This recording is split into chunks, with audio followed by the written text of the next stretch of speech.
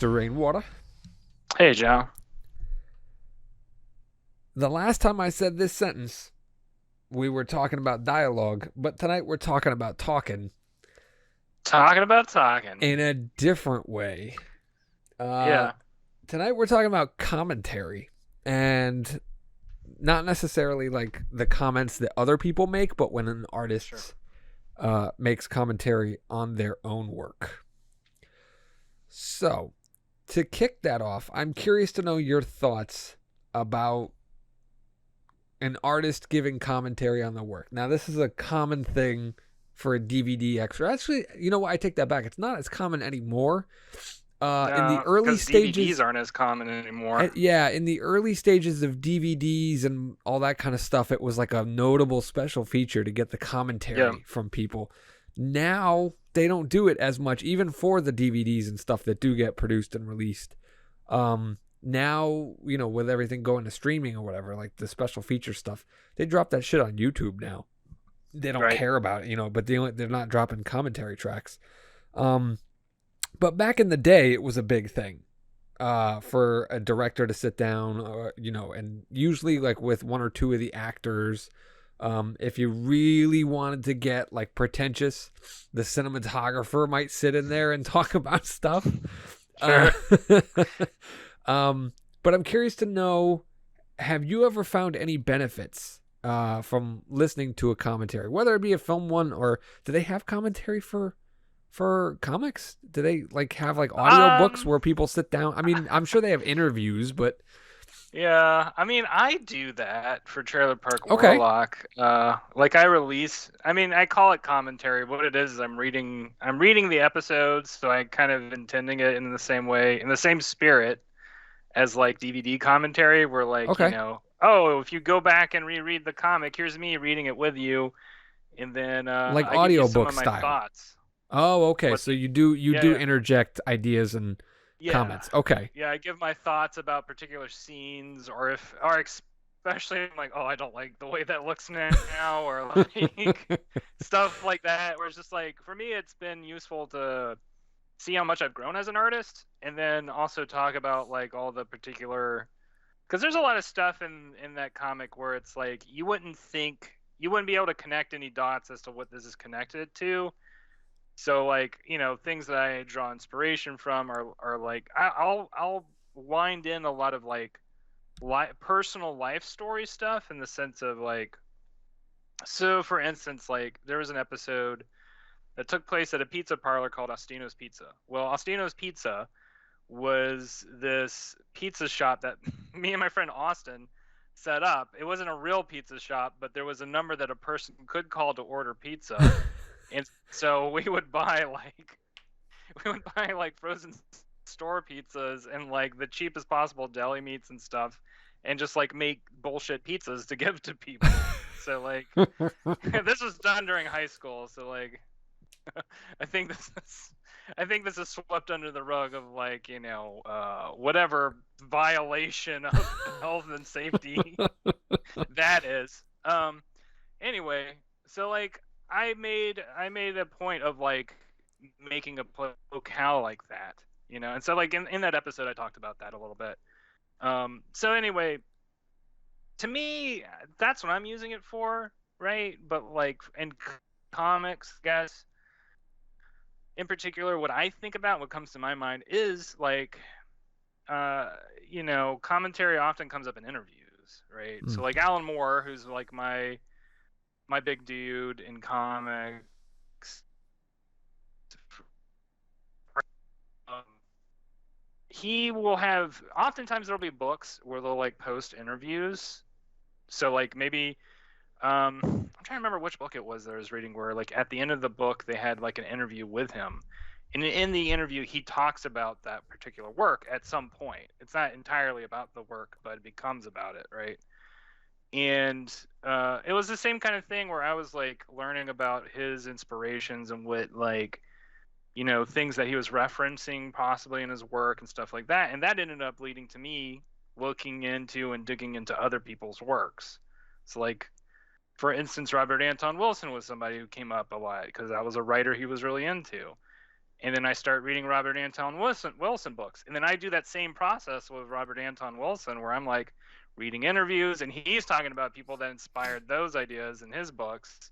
So it becomes like this like constant loop of like, oh, here's new people that I could read. Here's new, ideas that I can find. So like that to me is one of my favorite things with commentary tracks, or like with commentary in general, when artists talk about their work, is like learning about what it was that got them into writing this story or had these particular ideas, so that I can delve further in and get into, whatever that other reader or writer's shtick was, because it all inevitably leads further down the rabbit hole, basically. Do you? So, how about for you, Joe? Well, I mean, it's hard because when I listen to, I almost said watch, but when I listen to commentaries, um, there's not a lot I can pull from it, or at least that I can grow from it. Yeah, When a lot of film things, they don't talk about, artists that influence, because Hollywood is so up their own ass that it's like, you yeah, can't really acknowledge that you were inspired by something else. Because then it just comes out fake. Like that's the whole Hollywood thing. It's like you don't acknowledge the things that you're ripping off because A, you're probably opening yourself up to a lawsuit, and B, you know what I mean? Like it just gives yeah. That makes people sense. it gives people a reason to call you not a fraud, but like unworthy. Like you look at Tarantino, who references everything, right? He has Yeah, no shame about talking about the movies that inspired certain things.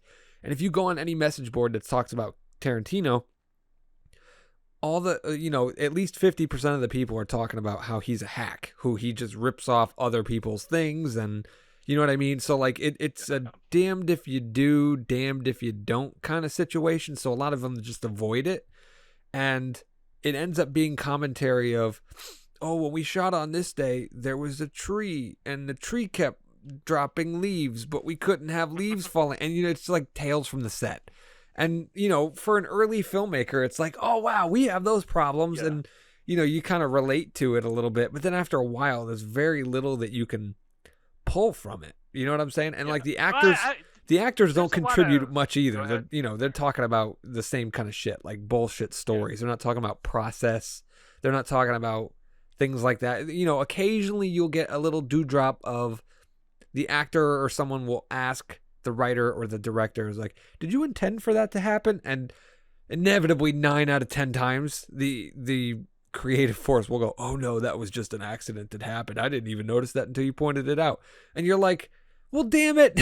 Like, I thought that was an intentional thing. It was brilliant. Why didn't you, I guess, the brilliance is having the wherewithal to keep stuff in that happens by happy accidents. But most of the time, there's very little to glean from commentaries for me. What were you going to say? all I was gonna say is like all the craft stuff is always interesting to me when watching those commentary tracks for films, Yeah. especially if there's like like if there's practical special effects stuff involved. That can be really fun to listen to, because then you kind of get to hear them talking about like, how they got those particular effects to come off.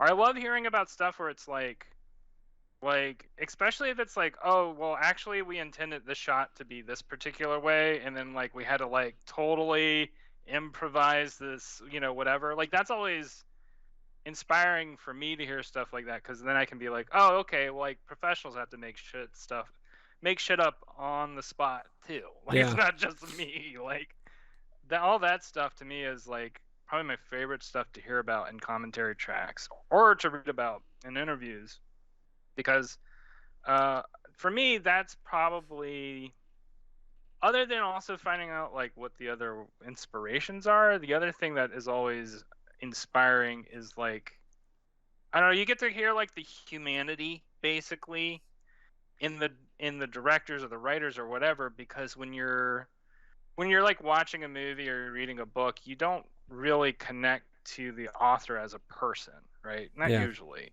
They're kind of this disembodied figure that you admire oftentimes, or respect, or even worship if you're that kind of person. But you don't necessarily make the connection in your mind like, oh, this is a person who's like gone through stuff in their life or like made mistakes or messed up or whatever. And a lot of times, listening to somebody talk about their work allows you to make that connection where you can go, oh, okay, like I could be this person, or this person could be me, vice versa. Yeah. This person is probably just as much of a schmuck as anybody else. It's just that the particular life circumstances I was allowed them into these opportunities. I mean, it depends on the person, obviously, but Sure. For me, it is one of my favorite things of like I love, I listened to John Carpenter interviews for a while just to like kind of hear him talk about like his movies and like what got him into it and all that stuff, and just to hear how like like he likes the craft obviously, but he's not that into it in the sense of like it's kind of a job for him, Right. Like that gives me such an idea of who he is as a person, and it makes me understand better like not every artist is the same kind of person. Some artists are like, they're workers, they look at it as a job, they look at it as a craft, they take it seriously, but they don't take it so seriously that it's like pretentious. Yeah, it's not pretentious. It's not like Whiplash levels of, Wait, did you not like Whiplash? I liked Whiplash. I liked Whiplash a lot. I have a lot of complicated thoughts about that fucking ending, because like by the time I got to the end of that movie and after everything that character goes through, I'm like, I don't know if I would have attended that session. I don't know if I would have shown up for that. That's a different kind of personality that like, after dealing with all that kind of abuse is like, yeah, you know what? Like maybe this is my last shot or whatever. That's fair. So like, oh, I don't want to spoil that. That's a whole nother episode. Maybe we could have that as the next. It really is, because you know what? The last thing I'll say in regards to Whiplash is the themes of that movie. Mm-hmm. I understand why you recommended it to me, because the themes of that movie, I think, are the kind of themes that every artist should understand on some very in-depth level before they like really decide whether or not they're going to do it as a career, whatever. You know what I mean? Like, because I think that it says everything that every artist deals with at some point in their life. Yeah. When they have that moment of like, okay, I either bleed for this thing or I need to figure something else to do in my life. Or I need to be satisfied with not being idolized and famous and selling out Madison Square Garden. You know what I mean? Like you need to find a peace with that. But I think that definitely is a movie that we could schedule for thematic intent, because I would love to hear the different theories that people have about what that movie is about. That ending. Yeah, I told you that ending was gonna floor you. But anyway, back let's go on. Back to commentaries. What do you feel about, like I was talking about before, I don't remember if we were on air or not yet, but the idea that a commentary can in fact pull the curtain back too far. Like isn't there a little isn't there something to be said about the magic and the mystique about how things are made? Like I don't want to say like keeping the secret of how the sausage is made from the people. Because there's a difference between, things that the audience needs to know or be aware of about the craft and things that amplify the craft. Do you know what I mean? Like in terms of how the execution is carried out. Because I feel like, I remember as a kid, I used to watch something called Movie Magic. It was a TV show that aired on, I think it was like the Discovery Channel.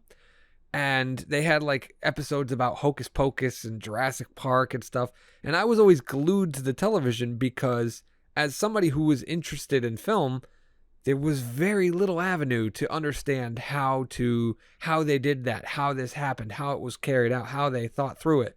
Now, you can go on YouTube and there are gajillions of videos that break down a variety of different ways on how to do it or how it was done or whatever, and how you can do it for $12 cheaper. You know what I mean? Like, Yeah, the magic that's of true. making a movie is gone.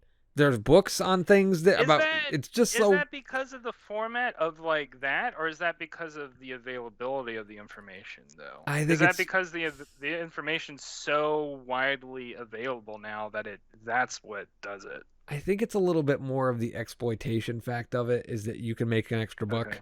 You know what I mean? Yeah. Spilling the magician's secrets. That's kind of what I would equate it to. So, like, it's Yeah. like if you went to a magic show, would you want another magician sitting next to you going, "Oh no, there's strings attached to that. You see how he did his hand like that, but he moved his hand back a little bit. There's still like, Yeah. who wants that? Like, you want to be amazed. You want to not know. Isn't that kind of like, don't commentaries and behind the scenes kind of ruin that kind of stuff? I mean, we talk about Well, thematic intent, that's right? We were talking about like how an audience can different or interpret different themes from a movie. And that's one of the yeah. reasons why I love Christopher Nolan is people have asked him, did the top stop spinning at the end of Inception, and he refuses to answer because he doesn't want his opinion of what Yeah. happened to influence the audience and not allow them to play within those questions. So I'm wondering, this is a long-winded question, but do commentaries kind of ruin the magic of art and storytelling? Is it the same thing to call it commentary if you were to talk about like okay, so the first thing that comes to my mind is once again this goes back to being a kid, Mm-hmm. right? And maybe this is the difference really, but as a kid I was obsessed with learning about like CGI, like computer generated images. Basically what is the majority of special effects nowadays. As a kid, I was obsessed with it. I wanted to be in that industry when I grew up. I wanted to learn about how all of it worked because to me, like, it seemed magical because I had never seen anything like that before in any other movies that I had watched. And there were plenty of, sophisticated special effects before that time, arguably more sophisticated special effects in a lot of ways. But like, um, CGI, like learning about CGI and all the behind the scenes aspects of that, never bothered me as a child. It never bothered me to know that it was fake.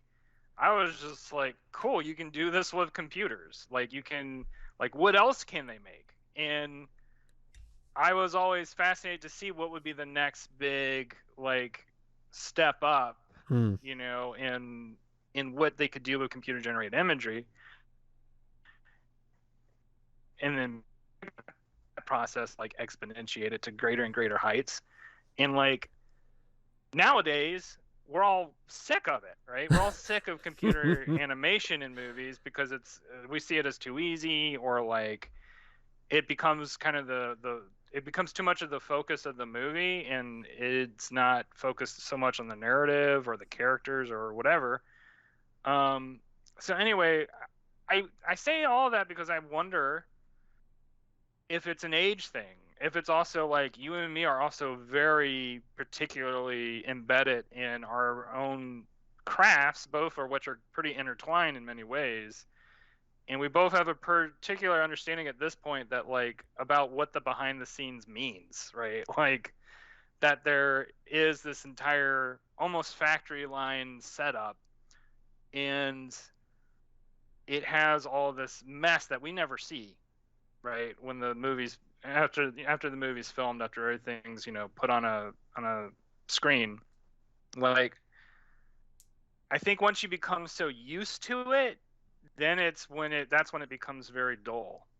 And I mean, I know because I relate to what you're saying to a certain extent, where it's um, like I have no interest in like hearing like the behind the scenes of like the Avengers or whatever. Like, what is the team lead on special effects have to say? I don't really care. Yeah. Like it's gonna be like, we use this lighting engine.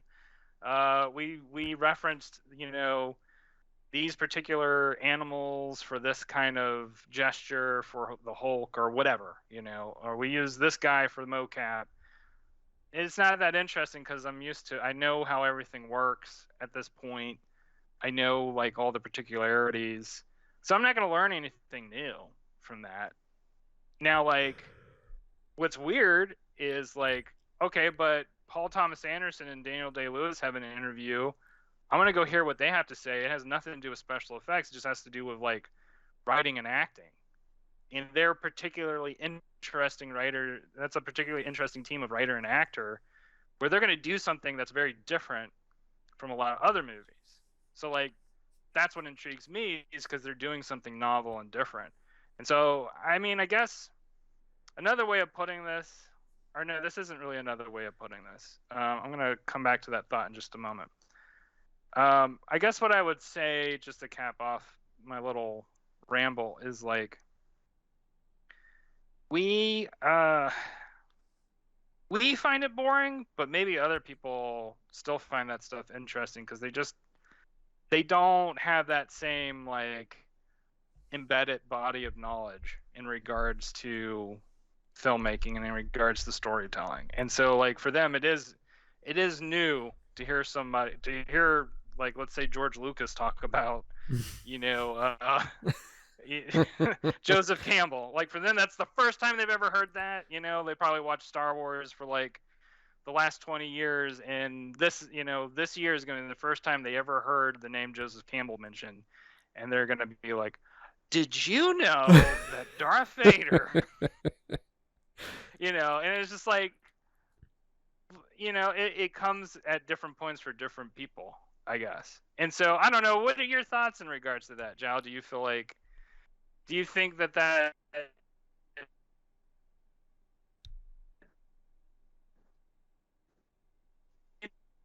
is better than that, or is it just like we're too used to the realm? Wait, can you re-ask your question because you froze for a hot second? Yeah. No, that's fine. Is it that we're too like familiar with the territory?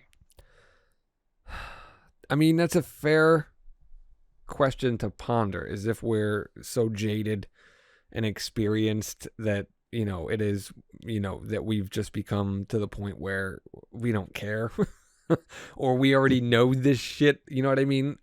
Yeah. But at the same time, I think before, something you mentioned about Paul Thomas Anderson and Daniel Day-Lewis is, I don't really care about the commentary track for Avengers 12 versus, I'm sounding like one of those assholes that I hate that knows that there aren't 12 Avengers films yet but says it anyway. But I'm not interested in the commentary track for Avengers because it's something I've seen before. Don't get me wrong, I enjoy it, but I don't need to know more about it. You know what I mean? Like, I take it for what it is. But when I see something that stands out, and I think this is kind of something that you referenced, that's what I want to know more about. Not necessarily, why it stands out or how it came about. And this is a little contradictory to what I just said about how it came about, but I want to know the process about, or the bravery that accompanies embracing a different idea, going in a different trajectory, doing something that is against the norm or whatever. Like, I'm trying to figure out where, and this goes back to what I've always said about, artists trying to work their shit out, is trying to find in myself how I can do, not replicating what they did, but replicating how they arrived to a point in their artistry and how they, you know what I mean? Yeah. Does that make sense? Like, I'm interested to hear, like, oh, we thought, this happens so often in movies, so we thought, well, what happens if that happens? Well, fuck it, let's try it. Like, just that kind of a sentence to me jumps out, and it's like, wow, that opens up a Pandora's box in my mind for my movie, or an idea that I was kicking around, or it jumpstarts an idea that I was thinking about, where it's just like, oh, maybe I can start thinking like this, and then start embracing it. And it's like a hodgepodge melting pot of all those different ideas. So like when I hear Tarantino say something like that, and then I hear Tim Burton say something, then I hear John Carpenter say something. All those ideas get swirled around in my brain to the point where it creates me into a different type of artist. Does that make sense?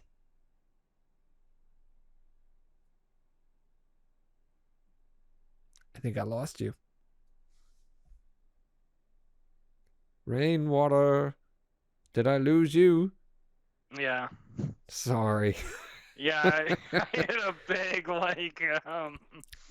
I had a big whatever you call that. It's Just probably huge me lag because I'm for a on bit. the laptop today, so I can be extra with my Christmassy background. I was thinking to myself, man, he hasn't blinked for a really long time. I was waiting. I was like, because you just started slowing down and going like, oh, I I'm like, promise I'm not sooner or later we'll drunk yet. catch up. I was planning on getting drunk after this. But I promise I have not broke out the Jack Daniels just yet.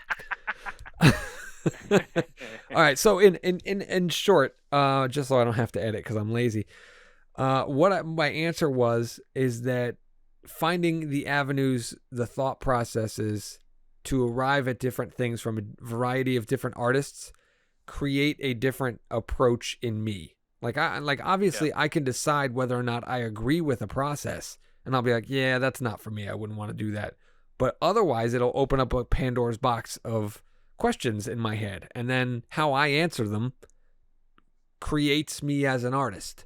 So Yeah. I'm okay with checking out those kinds of commentaries. Like I would love to hear Christopher Nolan talk about his intentions, right? But not necessarily his conclusions, if that makes Yeah. any kind of sense. Well, and for most people, that's going to be their only opportunity to really indirectly ask them the questions that they have in regards to how they make, whatever it is that they're making. Like, I'm probably never going to have, I mean, I don't know, I'm not going to knock on wood because I want this to happen, but I'm probably not going to ever have a conversation with Alan Moore about comics writing for twofold. I don't live in England, and I'm pretty sure he's going to stay in Northampton for the rest of his life. But also, like, he's not really into comics anymore, and he probably doesn't really talk about it so much. So, like, my only way to really connect with that now is like through interviews or stuff like that. And then like with somebody like another writer like Robert Anton Wilson, the guy's dead. So like literally my only way of even asking him any kind of questions and getting answers is by finding interviews with him or by reading, or reading interviews, And so like I think that's another important aspect of commentary is it is a way of creating a potentiality and a possibility for artists to connect with each other indirectly and also kind of like be taught in some way. And you may not get all the things that you want to learn, obviously, but you can get more than you had previously. Like functionally, it's better than nothing. I'm gonna play devil's advocate though. Don't you think Okay. you could still get those questions or those answers by studying the work more? For sure. I think for the most part you could. There are certain questions you'll never get from studying the work, like if it's personal life stuff that they bring into the work. Like unless you're just like one of those, unless you're gonna write an autobiography and then like do one of those intense sort of things where you're interviewing people in their life and stuff like that. But at that point, it's like, you might as well be talking to them personally at that point if you're going to put that kind of effort in. I'm not. I mean, I get obsessed with artists, but I don't know if I ever get obsessed on that level. At least not that often. I could easily with Robert Anton Wilson, and I have with other artists, but I'm not. I'm not writing an autobiography on anybody anytime soon. I mean, yeah. So anyway, it's a fair point, and I think that also, it's a good skill to have to learn how to study a work on that kind of level, where you can break down sort of what their thought process is. Yeah. Right. Because then that becomes like in a meta level, like how you can break down your own process and improve it and all that stuff. Which is something, we always harp on this in the show, but like that's something we want every artist to have as a instinctive, intuitive roadmap for themselves, so that they can look at themselves as they can look at the narrative of their life and see how they're improving from project to project, and not be caught in the place of like, am I going in the right direction, which is a horrible feeling to have as an artist, right? Where you're just like, I don't know, I hope this works. Yeah, Which I is mean, ultimately why we always get caught up into watching commentaries or learning more about our favorite artists and how they do their thing. What were you going to say, it Joe? is a bit of a security blanket Yeah. because art in it, every time you art, it doesn't matter if you're ripping something off. Halfway through, inevitably, you will look at yourself and go, "Is this good? Is anybody gonna notice? Is anybody gonna care? Is this gonna matter?" Like, you know what I mean? Like, it Yeah. doesn't matter what you're doing. If you're trying something new, if you're trying to rip something off, if you're just trying to tell a personal story. I remember when I was making digits, I was like, "Is anybody really gonna give a shit about my struggles with not drinking alcohol in high school?" And then I thought to myself, am I going to take this the wrong way if this movie fucking sucks?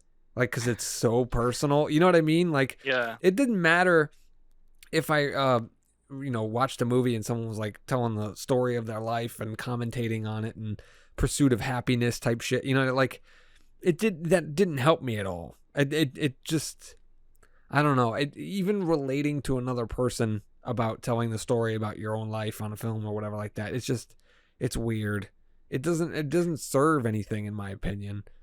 I don't know. I was going to say, what's also interesting too, because you've talked about this in the past, is like commentary can be a way for you to appreciate an artist whose work you don't even really like. Like you've talked about this with Guillermo del Toro, where you're like, I don't really like his stuff, but like anytime he talks, like I really like what he has to say about film. Most of the time when he And tweets, yes, yeah, I look at him and I'm like, wow, he's just like me. Like I really share his opinions a lot. And then I watch his movies and I'm just like bored to tears. And I'm like, this is all style and no substance. What the fuck is going like? that's how I am with David Lynch, where like there are a couple of movies of David Lynch's that I really like, but most of his stuff I feel like is just like it's his art garbage that he enjoys making, and I appreciate him for that. And I like him as a personality. I think he's just such a interesting like weirdo. Yeah. Like I like to hear him talk about the craft because he has interesting things to say in regards to that. Or he'll just go off on some tangent about like transcendental meditation. I'm just like, okay, either he's like he's so entrenched into this transcendental meditation society that he's like on the dole with them, or like um or it's very important to him in some way. Like it's been a very that tool has been very important for him in his creative practice, which it sounds like it has. Like he clearly, in most interviews I've heard him talk about how he has gotten ideas with the help of those techniques. So like learning about that kind of gives me that like little like, oh, maybe I should try that out and see like if that helps me in any way. And meditation's helped in other ways. It's possibly helped me in regards to not being so worried about like my intuitive decision making, or like when I just have an idea pop out of nowhere, I don't second guess myself about it anymore. I just go with it. And that was definitely a sense I got from like listening to interviews with David Lynch, where he just like he'll have an intuition and he'll just go with it. It's one of the things that makes him kind of a garbage artist, but it's also what makes like when he does have a really impactful or strong moment in a movie or whatever, it's that's where he's getting all that stuff from. He's just kind of getting it from that those inner recesses where he's just kind of he's not worried about what comes out. So that's the personality of an artist, right? Like I think that's the other big reason people listen to commentary, because they want to learn who that person is from I already said this previously, but on like a human level, but also just like learning about their quirks or whatever. I think one of the formative moments for me at which I was like, okay, I want to be an artist. I want to commit my life to this. Was watching a documentary about Salvador Dali. So like, I already liked Salvador Dali as an artist as a kid, but like in high school, and for art class, we watched this documentary that opens up with like him doing this like performance art thing where he breaks open a giant egg that he's inside and he pops out. And so like Salvador Dali's like already this weirdo who has this weird like curled mustache. He has this particular form of talking that he made up himself. And like he's breaking out of this egg and he has a bucket of blood that he throws out and he throws out a bucket of fish. And I was like, I want to be an artist. This is for me. Like, it was that moment of like, okay, that's what free expression looks like. And the more I learned about Salvador Dali there's a lot of things about Salvador Dali that are like disconcerting, because he was clearly a person who was extremely creative, but also like may have had some massive mental health issues. And was trying to deal with them in the most creative ways that he could figure out. Trying to work through his shit. Yeah, he was working through a lot of shit. And all the money he had helped. Like being able to buy your wife a castle, that's yeah, that helps. I would say so. But anyway, like Salvador Dali was one of those figures who, like David Lynch, did not stray away from his impulses and did not stray away from his intuitions. And I've always been intrigued and attracted to that aspect of the arts. And that documentary was one of those eye-opening experiences for me, because like I'm not like, as a person in my day-to-day life, I'm not particularly I'm pretty restrained, or I'm pretty reserved as a person. And so art is like my one place where I can just like I'm not thinking about it. I can do whatever I want. I can say whatever I want. I'm not like compelled to reserve myself. And that to me is one of art's biggest strengths, especially if you're like an introverted type of person for whom human interaction is like, it's either really great but exhausting, or it's just horrible no matter what. Like, and I'm kind of teeter on that sometimes. Like I love talking to people that I love, and then everybody else I'm just anxious. It's just an anxiety inducing experience. So like art is my way of being able to talk to people who I wouldn't normally talk to, and say what's on my mind. And sometimes saying it without having to actually like literally say it. Because absolutely. Sometimes there are ways of. What were you gonna say? Were you gonna say something else, Joe? No, I was just gonna say like after Digits, which was pretty on the nose that it was about my life, or at least my character. I guess because the events of the film do not follow anything that really happened in real life, but the characters that were represented were, not legally speaking based on real people, but inspired by real people. But I think that comes hand in hand with every film.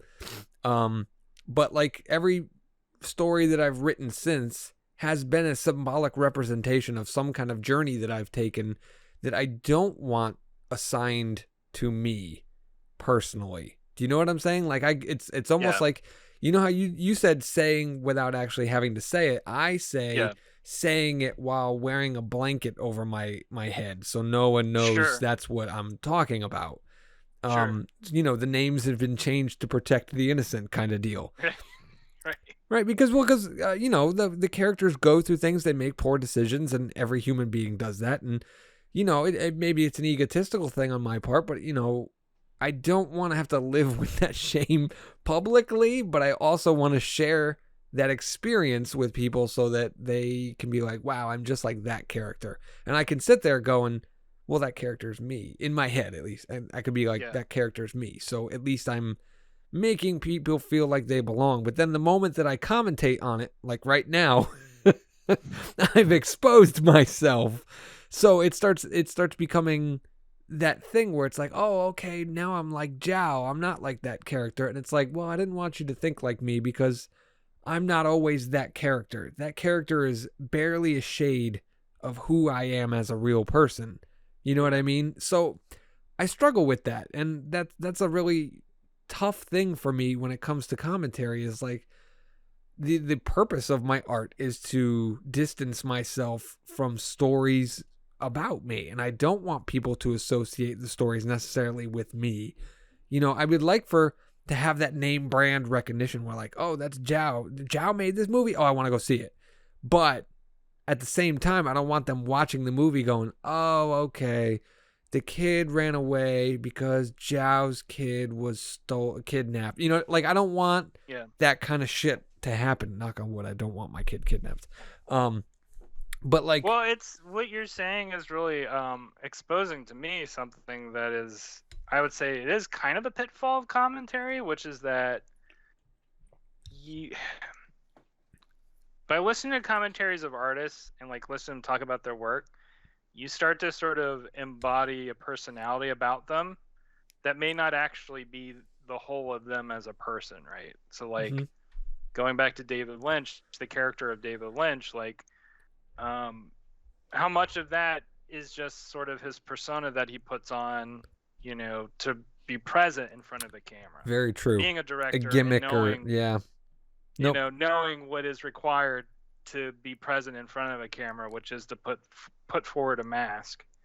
That is like an issue, and like something like going back to Salvador Dali, you know, like he dealt with that by really fabricating this personality. Like he used his entire persona, he used his entire being as like a work of art too. And like that to me is fun. That's Andy Warhol type shit. Like that's something that I'm not Andy Warhol. I'm terrified of it. I'm absolutely terrified of it because I'm afraid. I guess maybe it's because I don't have enough of a identity to myself that I'm afraid I would just completely lose sense of self. I know exactly what you're talking about, like the Andy Kaufman type thing where it's like, yeah. Oh, I could easily be an Andy Kaufman type of personality. When I first learned about him, I was like, I want to do that so bad.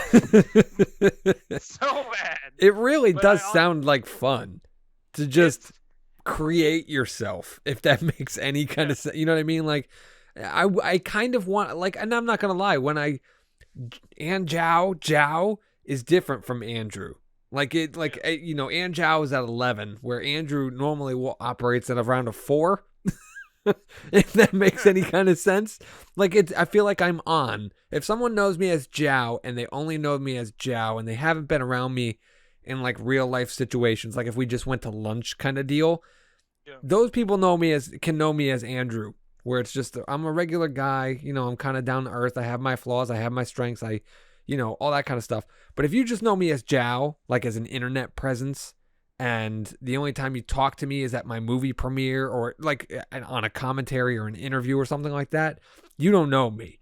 There's an 11 that goes there, and I like things that I will joke about as Jow are things that I have contrarian opinions on as Andrew. Sure. Do you know what I'm saying? Like it's really it really is a freeing thing because I like to fuck with people in terms of the commentary I provide. I don't want to spoil anything, but there would be, when Haunted comes out, there will be questions by people, right?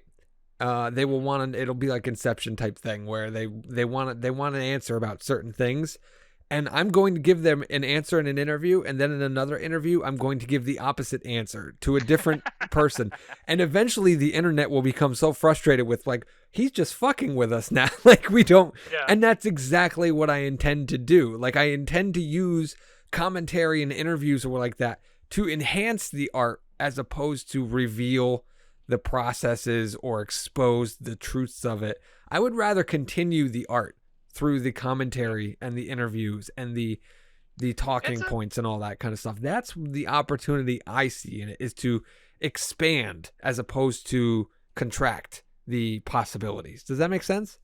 Yeah, for sure. And I mean, it's for me, it's like when I was doing WBB with Soko, like it was something that I was starting to become concerned about over time because I knew that intuitively, like I was crafting this persona for that podcast Mm.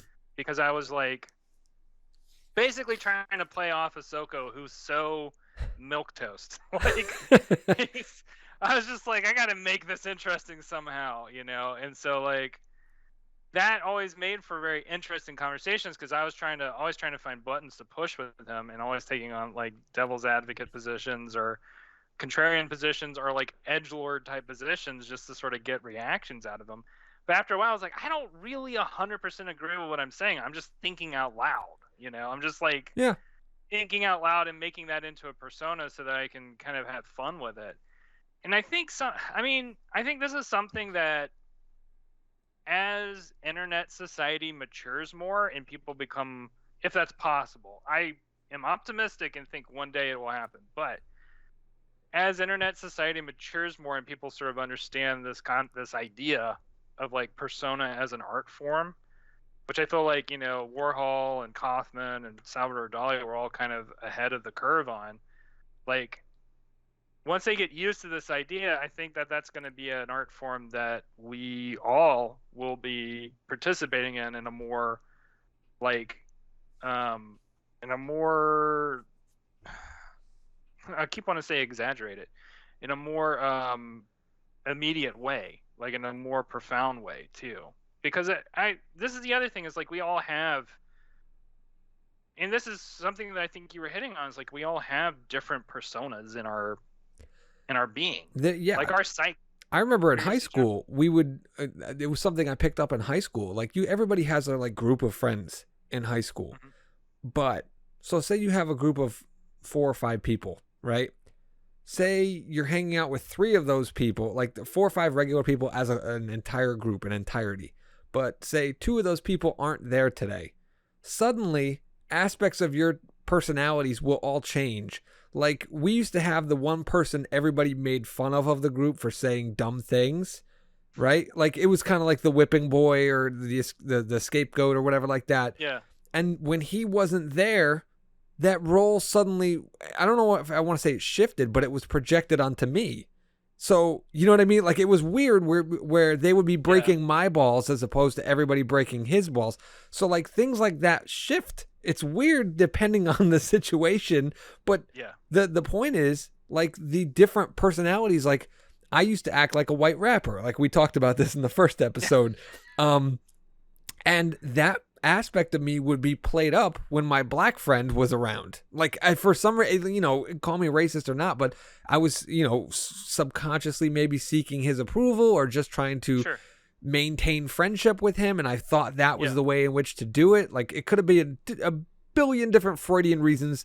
The point of the matter was that part of my personality got played up. I would wear the hat backwards. I would say, yo, I would talk a little bit more fluid, you know what I mean? Like things like that. But then when he wasn't around, it would be kind of more like this. Like this is just my normal speaking. And I would embrace this. So but it wasn't just me. It was everybody in the group would shift and change depending on who was around. So most of the time, if it was just me and one other person, it was us. Like you were normal. You were just you. And if it was you and another person, but it was just the 2 of you, it would still be just you. And if it was me and the black friend, I would not be as rappery, white rapper boy, you know what I mean? Wannabe kind of that thing. I would be more me. It's really interesting though, how people will create the persona for the crowd. You know what I mean? Oh, yeah. Like, I feel like that's what more it is. It's you stop seeing other people as individuals and you see them as the audience or the crowd, or you know what I mean? Like you want to put up this wall between you and a mass of people that could end you at any moment. And it's easy to build that persona. It really is, especially with interviews and commentary or whatever, because you know what they're coming with the kinds of questions that are probably going to get asked. So if you mentally prep ahead of time, you can just be a smart ass and not be yourself. But well, you know what's kind of fucked up about that too is a lot of those personas that people put on to like deal with the crowd are defense mechanisms. oh, absolutely. I need to put up the most like attractive, non-confrontational, like you know what I mean? Like, and so what you're getting is ultimately like somebody crafting a persona out of all the aspects that they assume from themselves are the ones that people would never hate. Yes. And you basically end up missing out on like, you Truth. know, their grouchy side, or like, the side of them that might be skeptical of something Yep. when they're, saying they're so certain of all these other things in their life.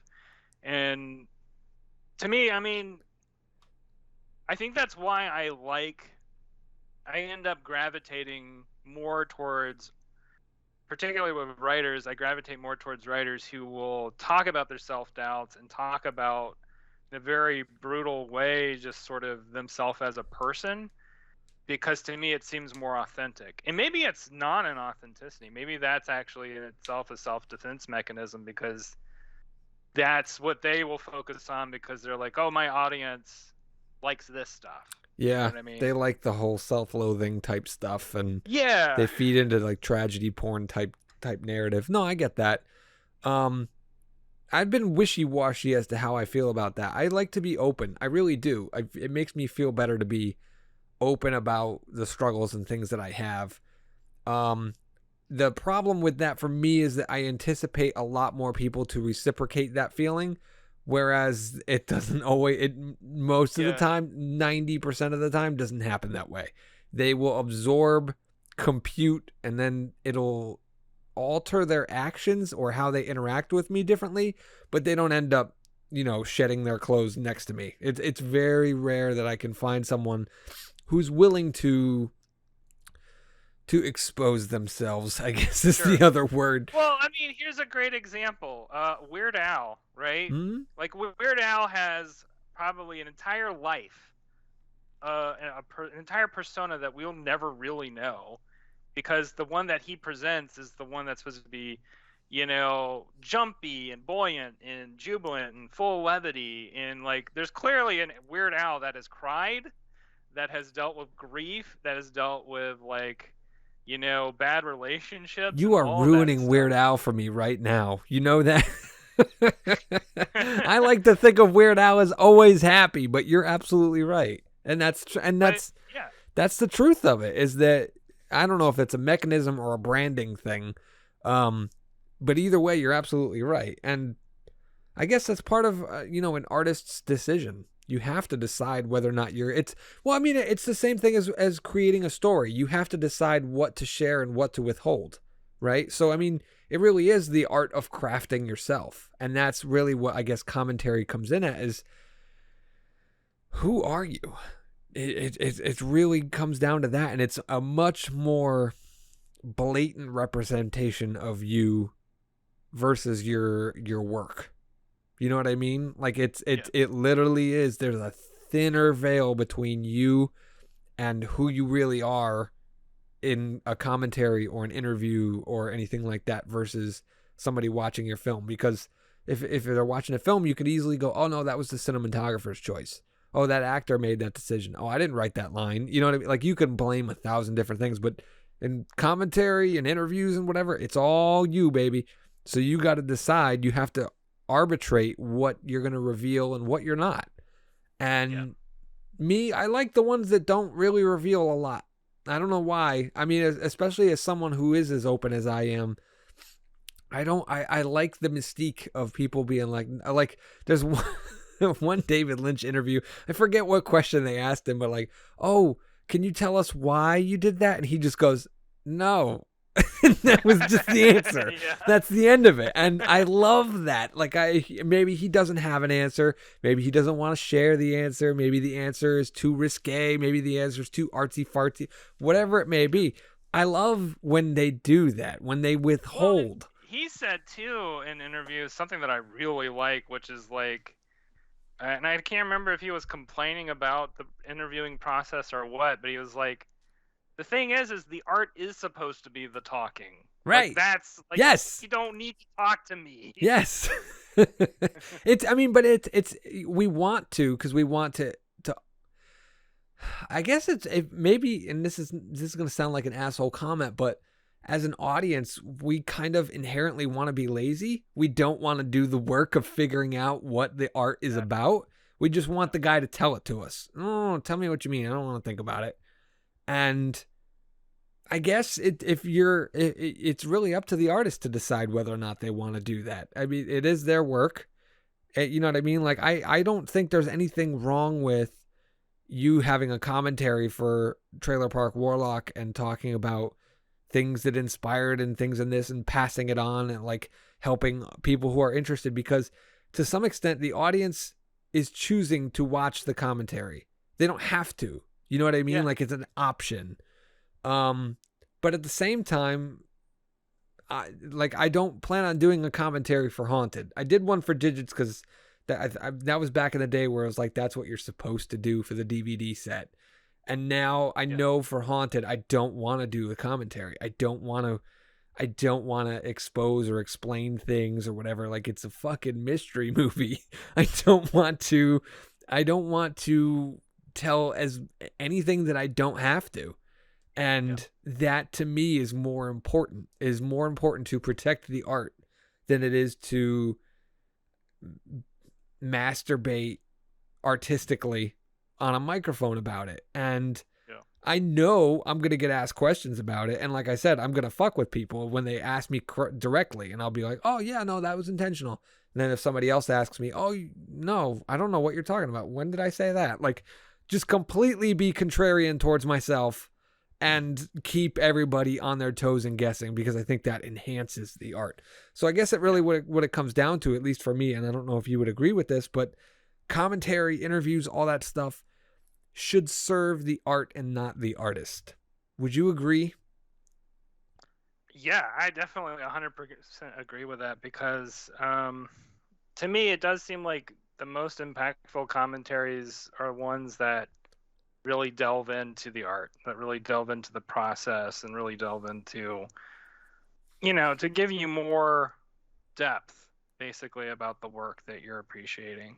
So absolutely. Can I ask you, do you think that Darren Aronofsky should have given comment? I don't know if he did or not, but do you think Darren Aronofsky should have given commentary on like Mother, or who did Tree of Life? Was that Terry Gilliam? No.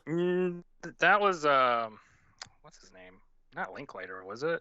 I don't remember who did it, but you know what I'm talking about, Tree of Life. Do you think that movie about, deserves a commentary? Like, what would your standpoint be on those like controversial, very, I don't want to say out there, but difficult to decipher unless you're really digging into things? I would be interested in looking at the commentary for that, but I mean, for movies like that too, the other thing is sometimes some of those sorts of movies sort of feel like when you go to like a gallery or like a museum to look at art, and then you're just like, okay, well, what is this about? Why are you showing me this? And then right next to is a little plaque with the artist like explaining why they made this, and it's just like, well, maybe you just should have given me a piece of paper with that instead. We might have been better off. Like, it sometimes it can feel like that. I didn't feel that way with Tree of Life, but I Terrence felt Malick, by the way, that's I just Googled it. Terrence Malick was the one who did Tree of Life. But like, those movies are just so out there. They're inaccessible to mainstream audiences. And now I wonder, going against my whole mindset the entire time, will that, if there was a commentary by Terrence Malick and a quote unquote general audience member listen to it, does that suddenly make those kind of films more accessible to them? Does that start to enhance their field of artistic buffet? Yeah. So I'm curious to know if that is the thing. But we are running out of time, so I don't want to go too much further about it. We are wrapping up December. Wow, we have like 2 weeks left. And I know, we're running through it. I can't believe the pandemic has gone 2 years. I have not been. Should we have an anniversary? That's in March, but yes, we will absolutely. I think we should have a COVID party, even though that might be in poor taste.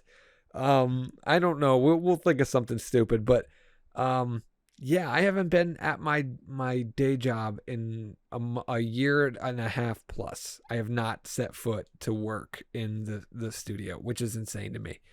That's holy crap. Listen, let's put it like this: my son is about to turn 1 year old, and he wasn't even. We weren't aware that my wife was pregnant when the pandemic started. So that should put things in perspective. Yeah. But anyway, next week we're doing our Christmas episode. I think I have something planned. I don't know if we already revealed it. If not, I'm not going to say it because I don't know if I'm going to be able to make it happen. But next week will be the Christmas episode. Last year we talked about decorations, right? I think we talked about. This year we have a little bit different of a spin. Hopefully. If not, I'm going to have to come up with a backup. But either way, ho, ho, ho. And Merry Christmas to everybody. But that'll be next episode. I'm just rambling. We should wrap this up. Unless you got anything else to offer on commentary, Mr. Rainwater. No. Happy holidays, everybody. Hope it's a good one. All right. We'll see you guys next week. Bye-bye.